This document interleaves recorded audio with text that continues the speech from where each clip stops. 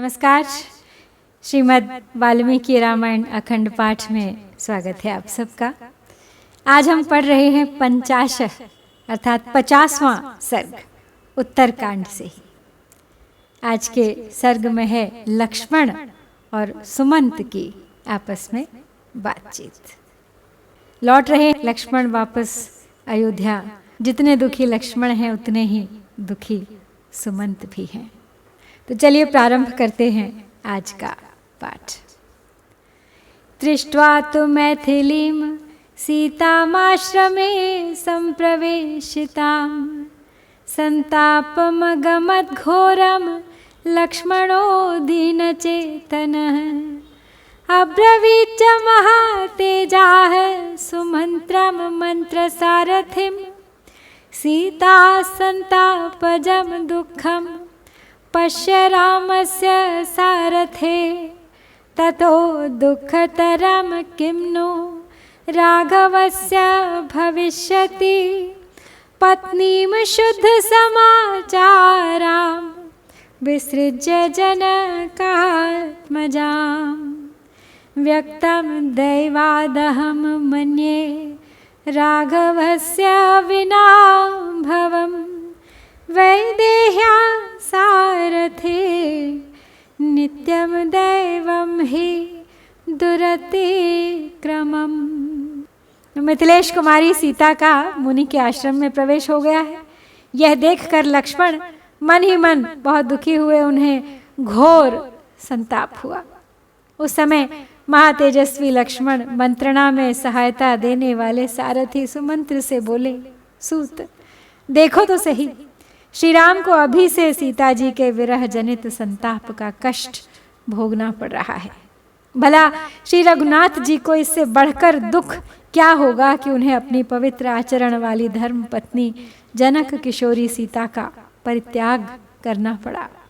सारथे, रघुनाथ जी को सीता का जो यह नित्य वियोग प्राप्त हुआ है, इसमें मैं दैव को ही कारण मानता हूँ, क्योंकि दैव का यानी भाग्य का विधान दुर्लंघ्य होता है। यो हि देवान स गंधर्वान सुरान सह राक्षसैः निहन्याद्राघवः क्रुद्धः स दैवं पर्युपासते पुरा रामः पितुर्वाक्यादण्डके विजने वने उषित्वा नववर्षाणि पञ्च चैव महावने ततो दुःखतरं भूय सीताया विप्रवासनं पौराणां वचनं श्रुत्वा नृशंसं प्रतिभाति मे को नु धर्माश्रयः सूत कर्मण्यस्मिन् यशो हरे मैथिलीं समनुप्राप्तः पौरैर्हीनार्थवादिभिः एतावाचो बहुविधाः श्रुत्वा लक्ष्मणभाषिताः सुमन्त्रयः श्रद्धया प्राज्ञो वाक्यमेतदुवाचः। तो लक्ष्मण आगे कह रहे हैं सुमंत्र से कि जो श्री रघुनाथ जी कुपित होने पर देवताओं, गंधर्वों तथा राक्षसों सहित असुरों का भी संहार कर सकते हैं, वे ही दैव की उपासना कर रहे हैं, उसका निवारण नहीं कर पा रहे हैं। पहले श्री रामचंद्र जी को पिता के कहने से 14 वर्षों तक विशाल एवं निर्जन दंडक वन में रहना पड़ा है। अब उससे भी बढ़कर दुख की बात यह हुई कि उन्हें सीता जी को निर्वासित करना पड़ा। परंतु पूर्ववासियों की बात सुनकर ऐसा कर बैठना मुझे अत्यंत निर्दयतापूर्ण कर्म जान पड़ता है। सूत, सीता जी के विषय में अन्यायपूर्ण बात कहने वाले इन पूर्ववासियों के कारण ऐसे कीर्तिनाशक कर्म में प्रवृत्त होकर श्री रामचंद्र जी ने किस धर्मराशि का उपार्जन कर लिया है। तो लक्ष्मण की कही हुई इन अनेक प्रकार की बातों को सुनकर बुद्धिमान सुमंत्र ने श्रद्धापूर्वक ये वचन कहे।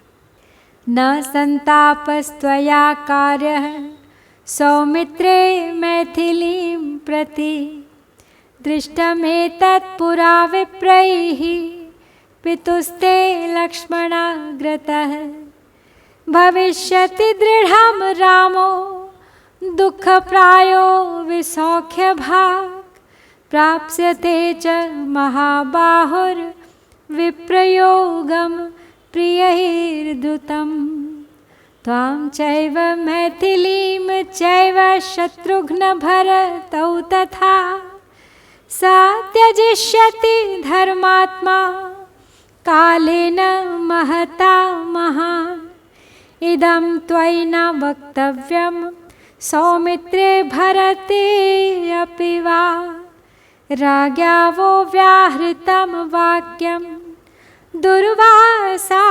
यदुवाचः महाजनसमीपे च मम चैव नरर्षभ ऋषिणा व्याहृतं वाक्यं वसिष्ठस्य च सन्निधौ ऋषेस्तु वचनं श्रुत्वा मामाह पुरुषर्षभः सूतना क्वचिद्देवं ते वक्तव्यं जनसन्निधौ। अब सुमंत्र लक्ष्मण की बात का उत्तर देते हुए कहते हैं कि हे सुमित्रा नंदन, मिथिलेश कुमारी सीता के विषय में आपको संतप्त नहीं होना चाहिए। लक्ष्मण, यह बात ब्राह्मणों ने आपके पिताजी के सामने ही जान ली थी। उन दिनों दुर्वासा जी ने कहा था कि श्री राम निश्चय ही बहुत अधिक दुख उठाएंगे, प्रायः उनका सौख्य छिन जाएगा। महाबाहु श्री राम को शीघ्र ही अपने प्रियजनों से वियोग प्राप्त होगा।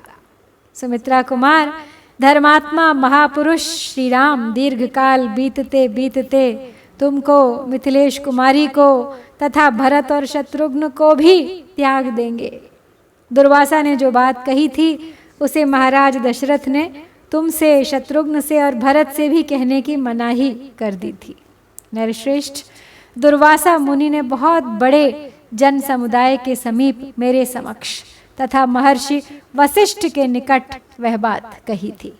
दुर्वासा मुनि की वह बात सुनकर पुरुष प्रवर दशरथ ने मुझसे कहा था कि सूत, तुम्हें दूसरे लोगों के सामने इस तरह की बात नहीं कहनी चाहिए।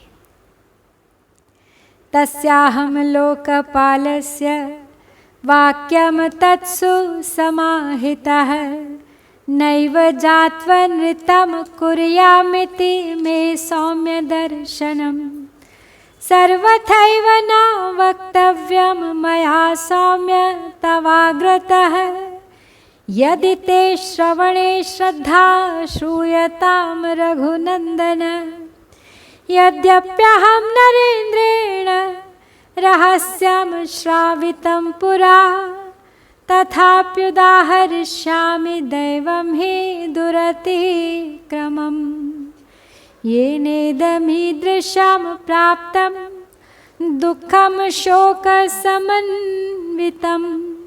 न त्वया भरतस्याग्रे शत्रुघ्नस्यापि सन्निधौ तच्छ्रुत्वा भाषितं तस्य गम्भीरार्थपदं महत् तथ्यं ब्रूहीति सौमित्रिः सूतं तं वाक्यमब्रवीत्।